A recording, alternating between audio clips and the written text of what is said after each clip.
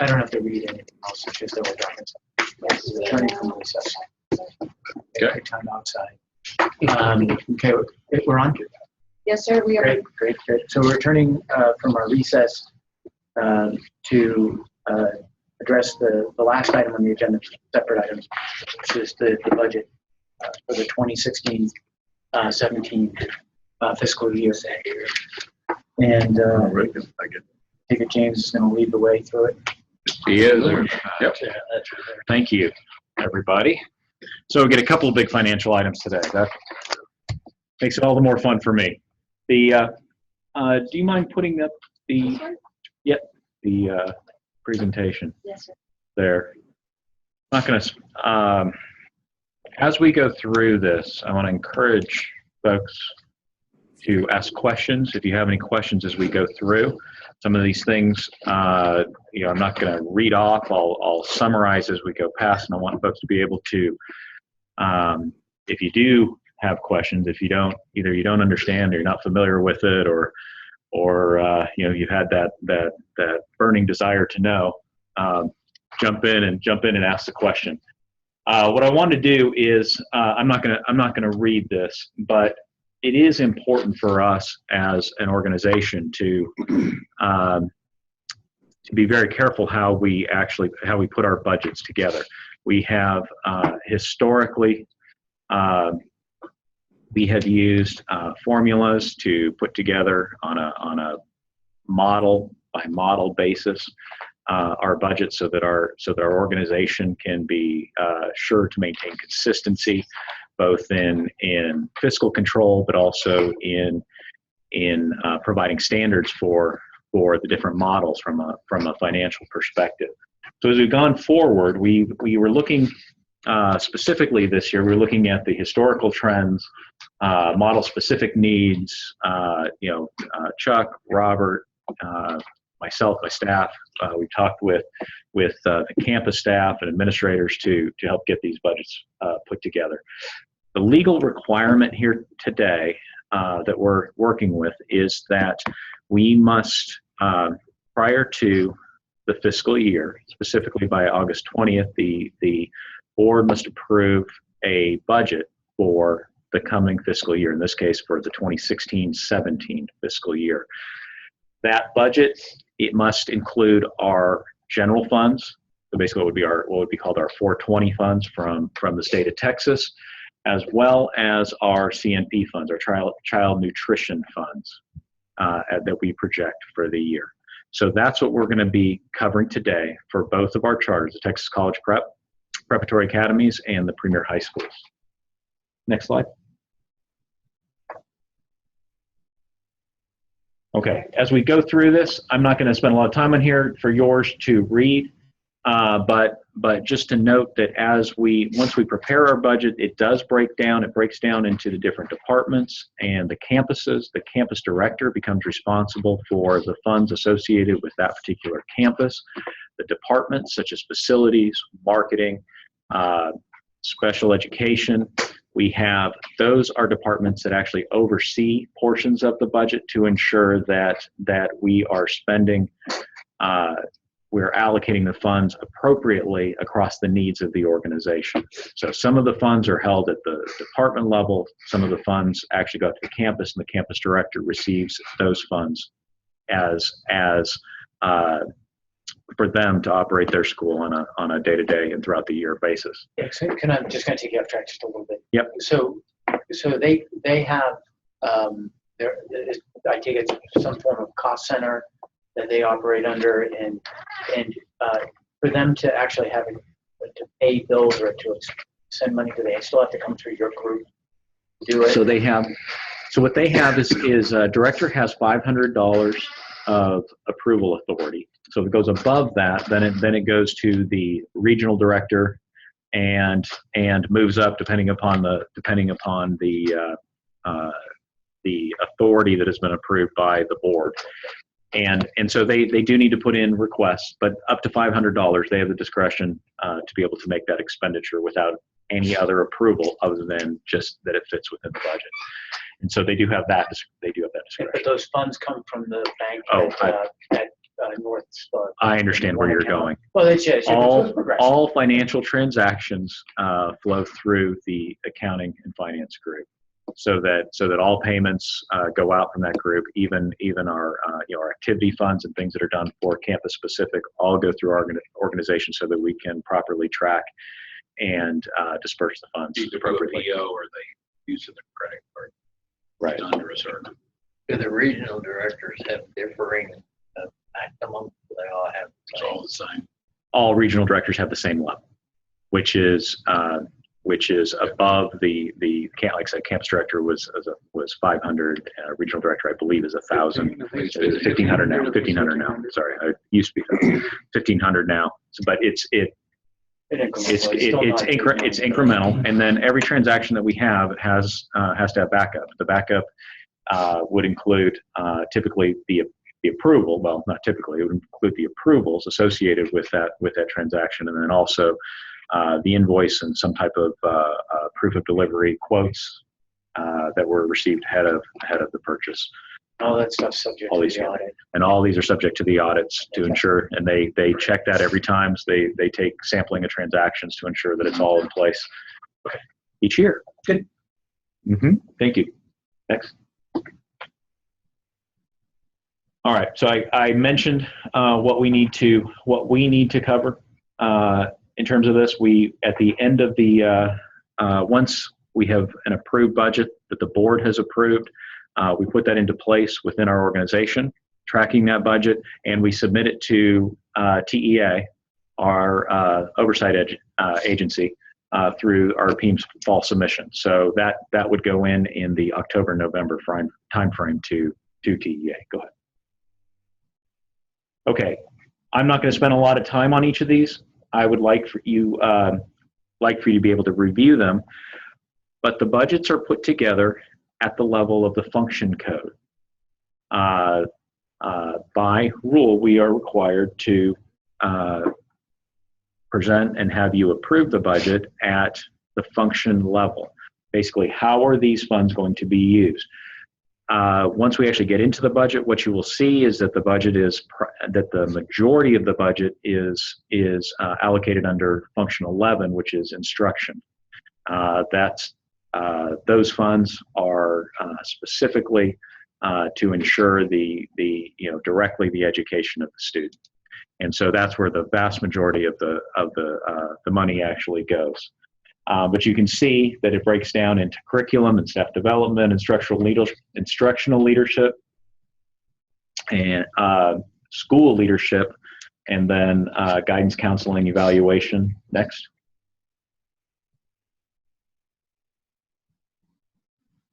Social work services, for the most part, we do very little in that realm. But health services, student transportation, food services, 35 is where the majority of our CNP funds are allocated. In fact, actually, when we budget, we budget all of our funds there because our costs associated with our CNP is as high as the funds that we receive from the federal government. General administration. 41. This is the one where the accounting department is under general administration. So our costs associated with us would be under function 41. This is where TEA likes to minimize, obviously, the general administration. They want more dollars to be used with the campus directly. Okay, next. Facilities and operation, security. Data processing services, and fundraising. I'm going to point out here, data processing services generally relates to our both the processing of data, but also our infrastructure, our general infrastructure, technical infrastructure for the organization. Fundraising is for the most part, is our marketing. It's not literally fundraising, even though that's what it's called. It is actually marketing that we do to bring students into our schools. Okay, next.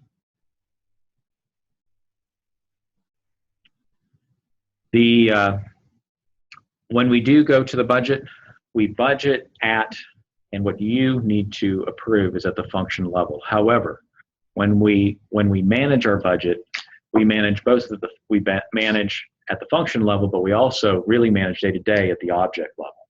This is what are we actually spending on, and you can see here these I would call these are the object categories. They break down further than this, but 6,100 payroll and benefits. How much are we spending on salaries? How much are we paying folks? And 6,200 services. Are we hiring folks to perform services for us, tracking them at that level, supplies and materials, other operating expenditures, things that don't fall under the top three, and then debt service specifically. So we track at these levels the campus directors. They are looking at the object code when they expend funds. They have funds for their campus, and they're looking at the object code, and that is where we track and hold them accountable. Okay, next. All right, just looking at some trends that we have seen over the last several years. I stole some of these from last year, as you can tell. But if we look at our enrollment, overall enrollment, going back from 2010 all the way through what we're projecting for 2016-17, 2017 school year, you can see our growth, and it's been phenomenal. If you look at the in each group of three, if you look at the bar to the far right, what you are seeing is that's our total enrollment for the organization for all of our Texas schools. Okay, so we look at this, and we're looking at 2010. We were at a little over 5,000. We had doubled by 2011, 12 school year, and then you can see we are just about doubling again for the 16-17 school year in terms of number of students. So we have been on a very significant growth path over the course of our last few years. You can also see it breaks down by charter. In 2009 and 2009-10 and 10-11, the charters were combined. We actually broke it out at the end. We actually broke out the Premier Charter formally under the in July of 2011. And so for the 11-12 school year, it's the first year in which the Premier Charter is actually broken out. So the 2 years prior to that are actually mainly Premier students, but they were in what was the TCPA Charter at that time.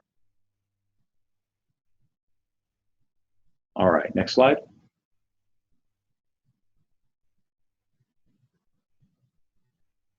Since we receive our revenue from the state, federal government generally, but from the state specifically, based on the number of students that we serve, our revenue should generally follow our student path, and you can see that is the case. And again, I'd like to just point out the growth. We're looking at 2009, 2010. We are at about 43 million in the 9-10 year. We about doubled for the 11-12. And again, we are just about doubling as we get to the 16-17 projected. So in terms of revenue. So our organization has been on a very strong growth path over the years. You can also look and see that it's a just visually, you can see it's a very consistent growth path that we have had over the last few years. I believe this speaks to both the strength and demand, but also the general planning that has gone into place, and our growth has been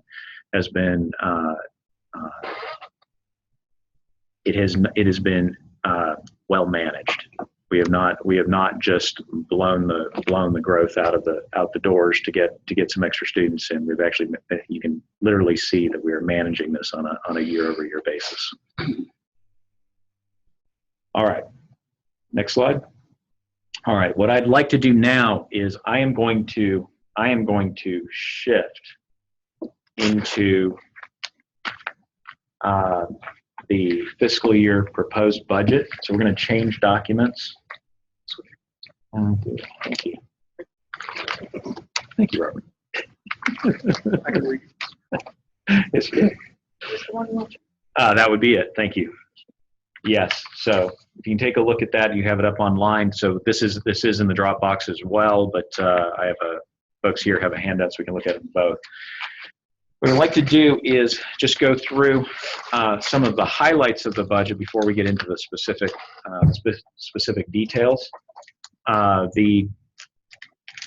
you look at the first page, looking at growth and the new schools, we are looking at 2 new premier high schools in Texarkana and in North Houston.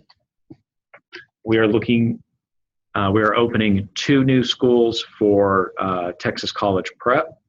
The Founders Classical in Shirts that we purchased this last year, the building, and are starting the new school there. And then also at Fallbrook Academy. So those 4 are new brick and mortar schools. We also have new offerings this year for our virtual program. So I included that under the new schools because in many ways they will function very much like a new school. We have in the Premier and Texas College Prep, we will be offering a virtual program, the Comprehend Virtual Academy, in which we will be our students will be able to use our online curriculum that we have developed internally over the last 15 years or so. Initially, it started out as paper-based, and over the last few years has been converted and enhanced for online application. So we have been using that in a limited fashion over the last 2 years, and this year we'll be rolling that out to an offering under our virtual academy. So I think that's just incredibly exciting, and I don't, I'll let others talk about that, but I think that's just a big step forward for us in our ability to be able to deliver a quality virtual program. The second offering that we will have on our TCPA side, don't go down yet, is working with an organization called Futura Learning. They have very much like the relationship we have had with K-12 over the last few years, very successful relationship in terms of our overall virtual program. Futura Learning provides a turnkey style of online program. And so we have contracted with them, and we'll be offering that program on our Texas College Preparatory side of the house. So we are very excited about that. And again, this comes back to what we keep saying. Bottom line, we want to provide options for our parents, options for students, allowing them to determine the best way for them to learn. And this again expands that and continues with that in mind. We have had over this last year, we are in the process of converting the majority of our Vista academies into classical academies. Over the last couple of years, the curriculum had already shifted in that direction. So we've been providing that there. Now we're actually changing the names. The schools actually have signs out front now that say, call them Classical Academy. And we will be, again, in most cases, we will be expanding them from their K-5 to a K-12 offering over the next few years, looking to ramp up grade by grade, year over year. So again, as you've seen before in our expansion plans that Chuck, Robert, specifically have presented and we've been a part of getting in front of you, this kind of plays into the fact that we have growth opportunities. They're not just new schools, but within our own schools, just by growing them. All right, next page. I pretty much already hit on this, but just discussing hit on portions of this, discussing the virtual.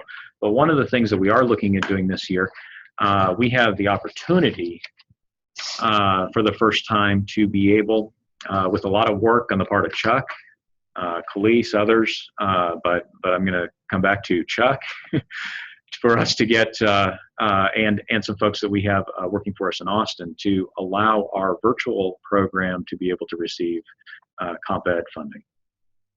This is something that has been difficult for us, and potentially leaving $2+ million on the table with us not being able to access those funds, and thus not being able to provide services for those students that the brick and mortar schools typically would be able to provide. We look to be able to access those funds and are planning on providing learning centers, locations where these economically disadvantaged at-risk students can go and actually receive supplemental education and learning.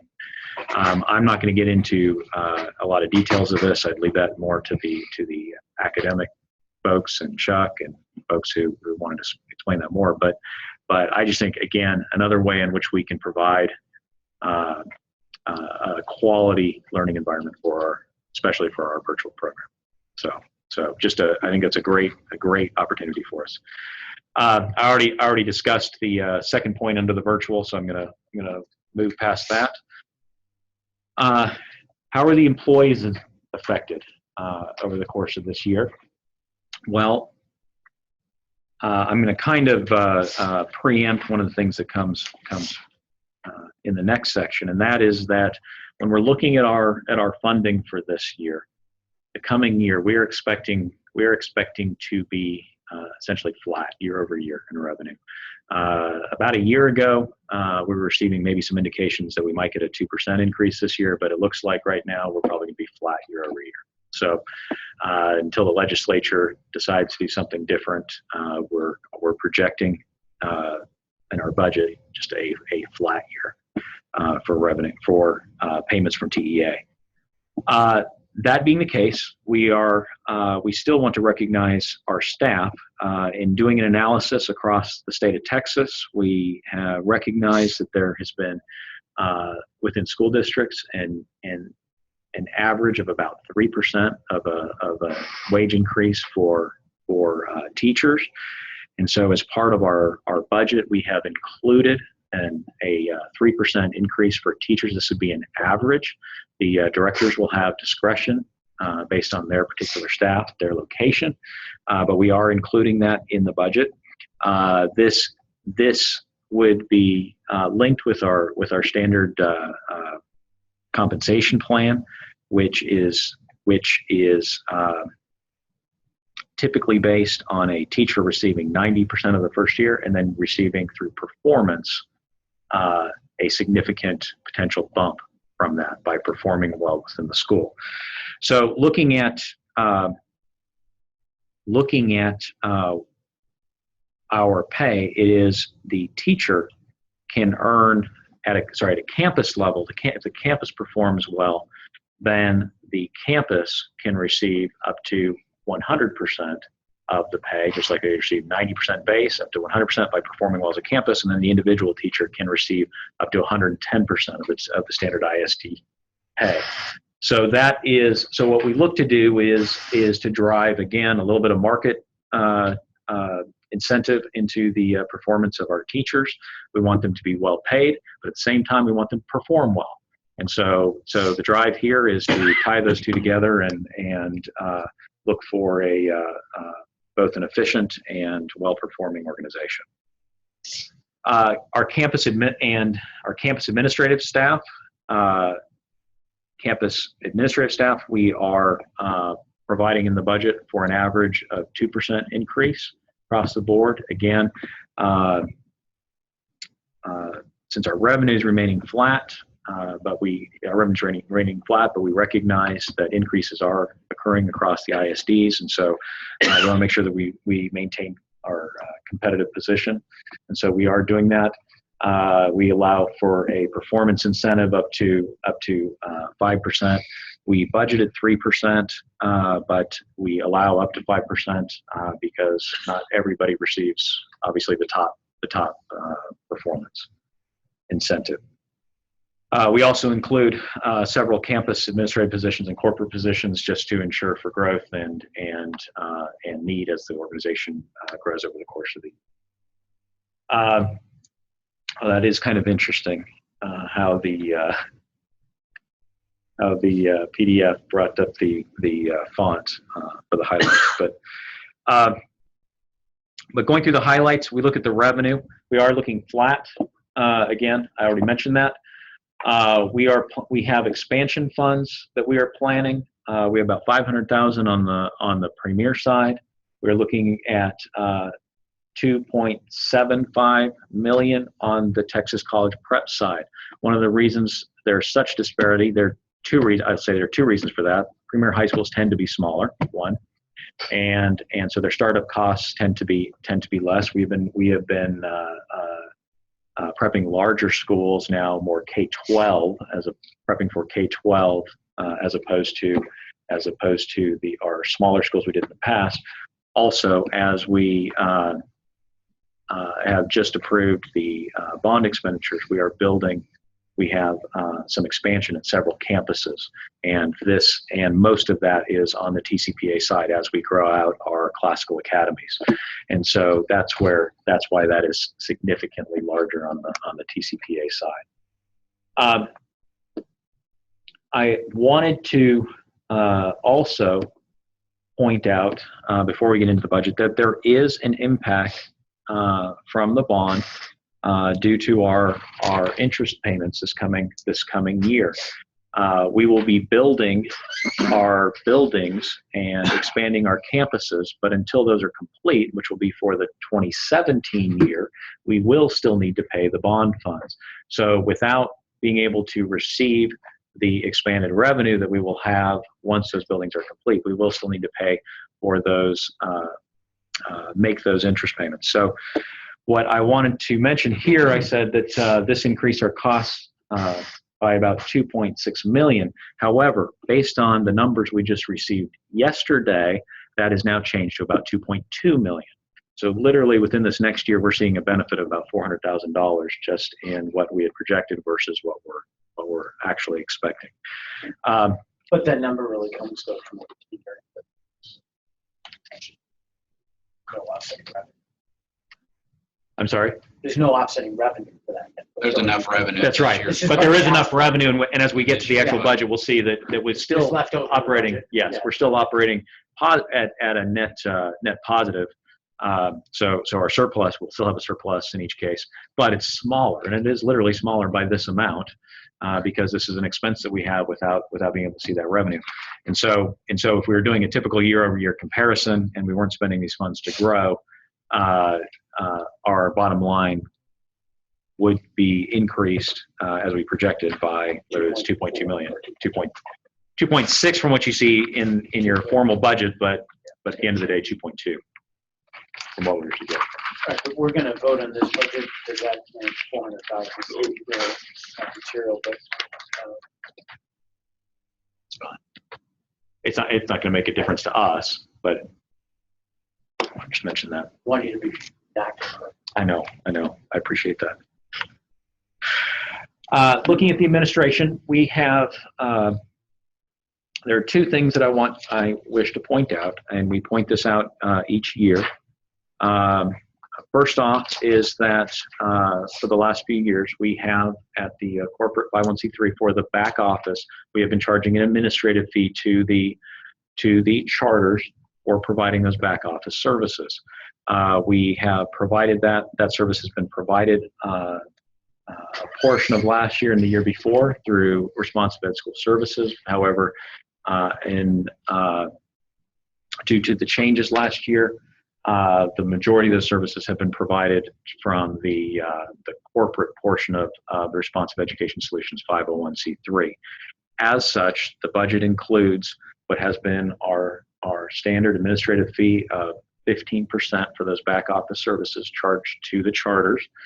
Those you can see the list of services that are provided for that fee, and those funds at the corporate level in the 501c3 will be categorized as unrestricted funds for the 501c3 corporation.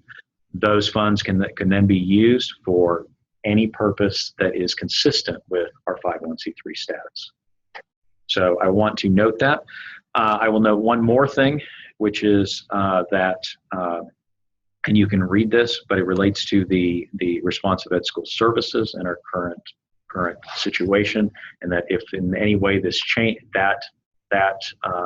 situation changes, that would be something that would need to come back to the board for us to change the funding, the relationship, and the budget associated with that. Let's get into the meeting.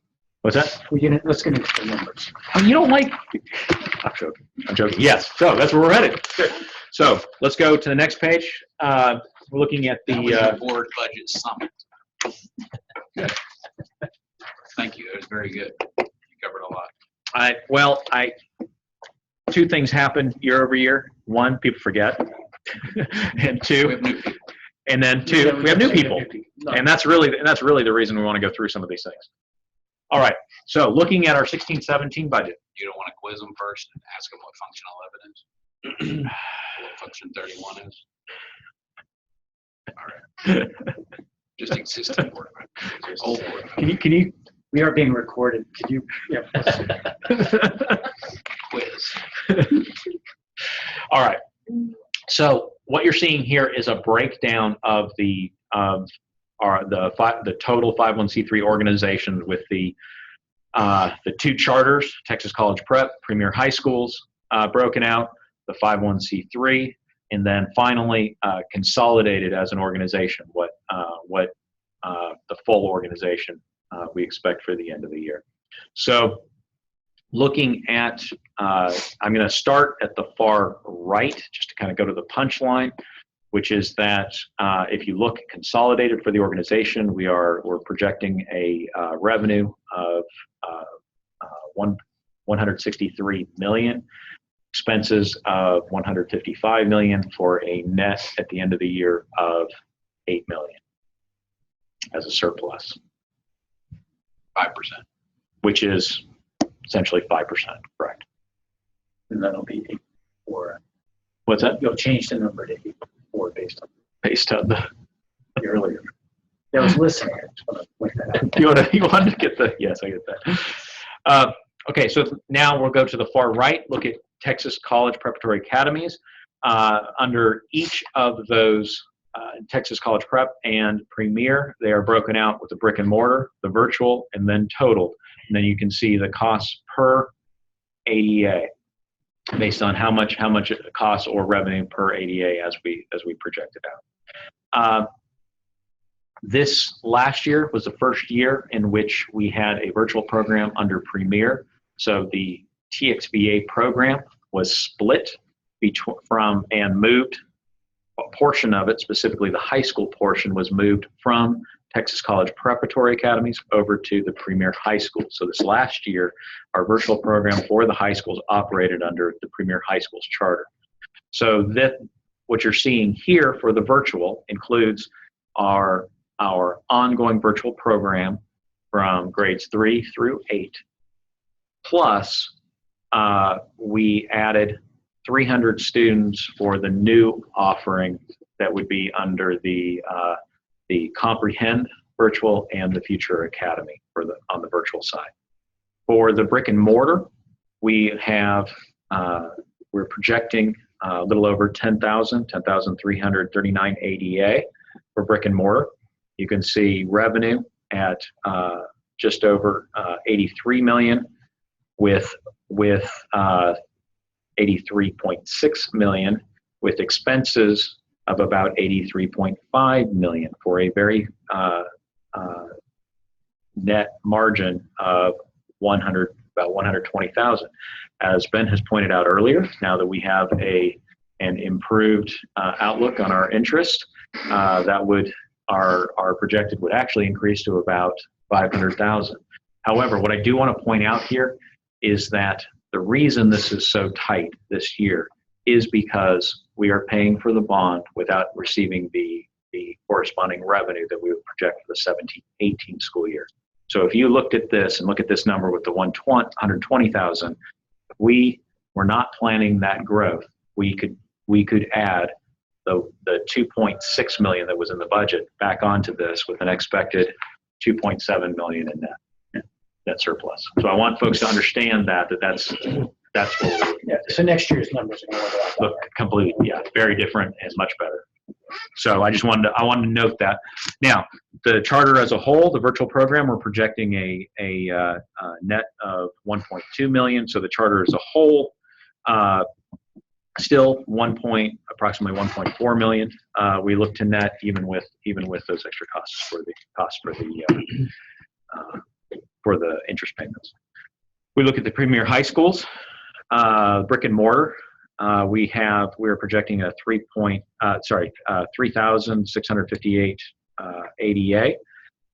We are projecting a 1.4 million net surplus. For the virtual program, a 1,800 ADA for the students, with a net again of 1.5 million net at the end of the day.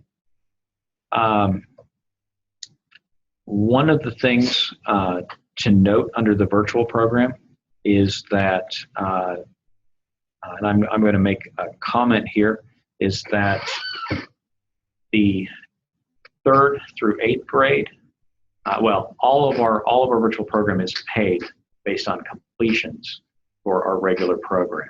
So it is not received just based on the kids that show up. Students actually have to perform. They must complete. And so for 3rd through 8th grade, that means they are advancing to the next grade level, which would mean that they passed their current grade level. And when we go to the on the high school, it is based on completion of courses. The assumption is that a full load is five academic courses.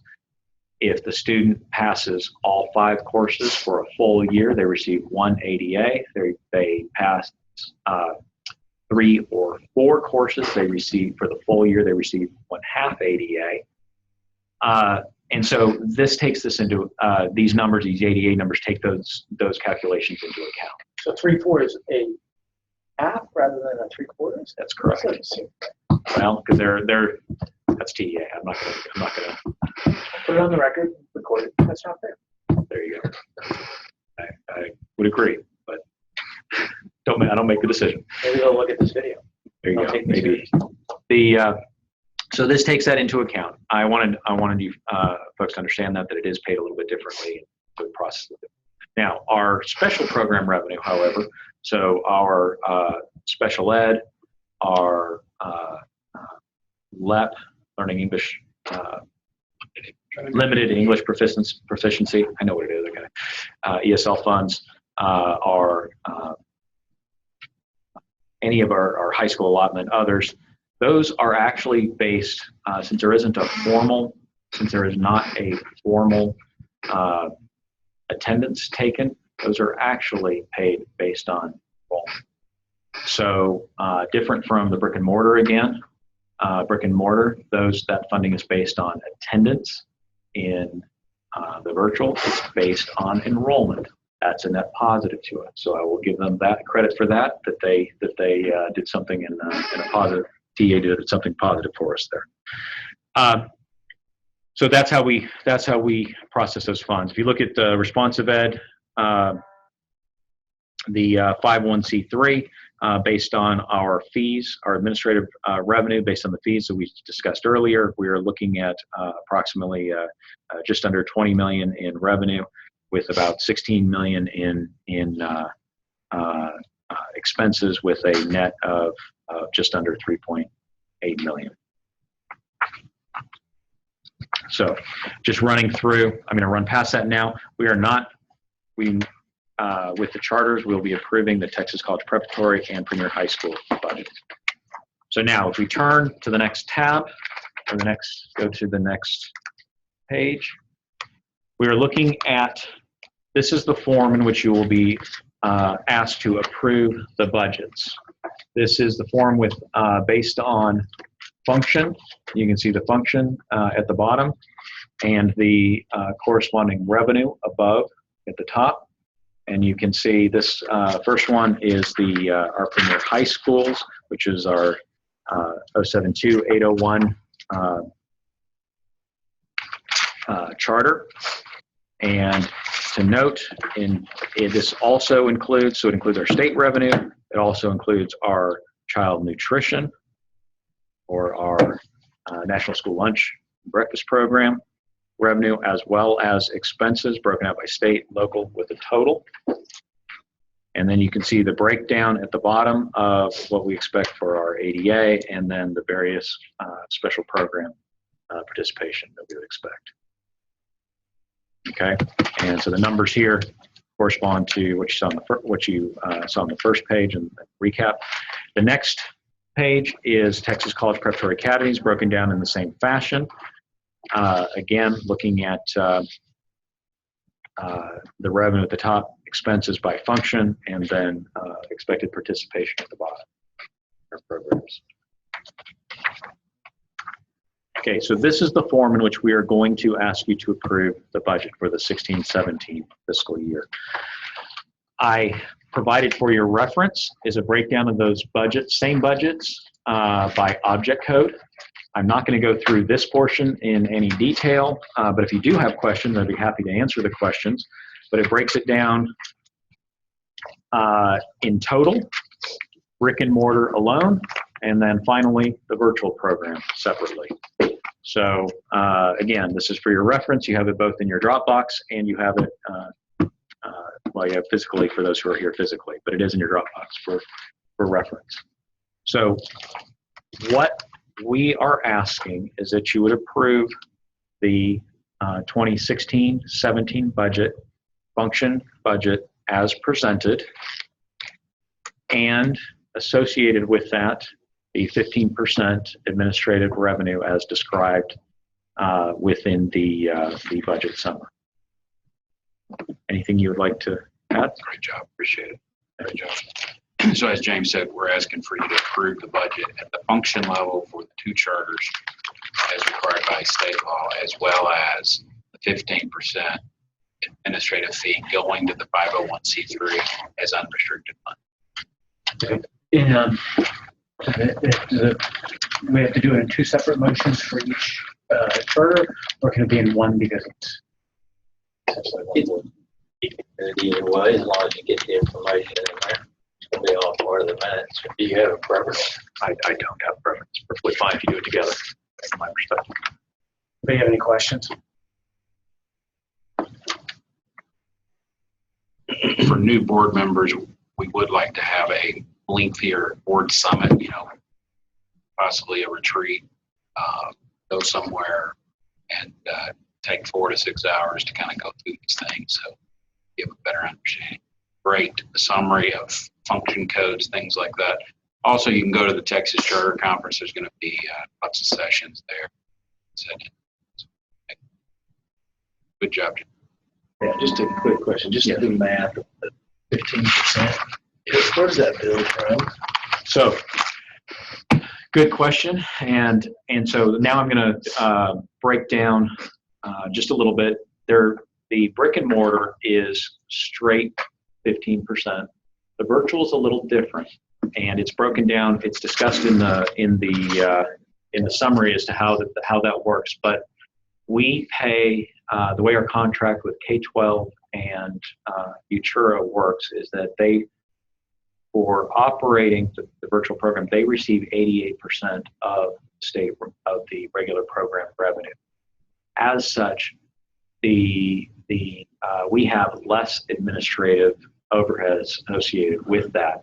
And if you think, just doing the math there, that only leaves 12% remaining. So what we do is we take 25% of what remains and apply that to the administrative fee. And since the campus operational aspects are paid for, we believe that is a fair allocation. And so you see that, the place I'll show you is under. I saw that actually. I wasn't sure. So that helps. It's hard to do the calculation. Yes. I was just trying to do the math. On the third page, yes, and it didn't work. So, okay. Yes, that is described on page 3 of the overview, the budget overview. Good question. Excellent question.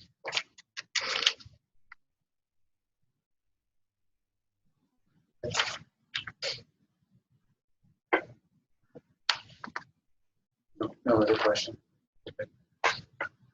Can you close that? Just bring it down so we can see Lance as we do the vote. Okay, Lance.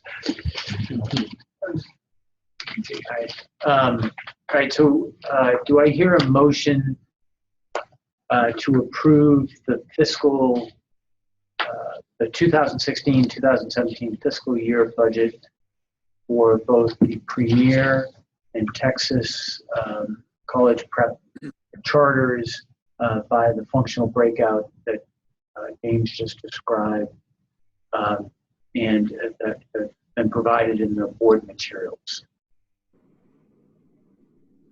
Motion made. Motion Sparks. Do I hear a second? Second by Dan Madalena. All in favor, say aye. Great. Anyone opposed? We'll just ask. No one did. The motion to approve this 2016-2017 fiscal year budget passes. So, thank you. I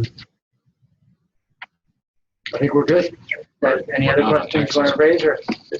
Nope. All right. I just need a 2-minute break, but we'll go to the Arkansas. And it is posted for 11:30, so we have a few minutes. Okay. So this the Texas charter schools board meetings are done.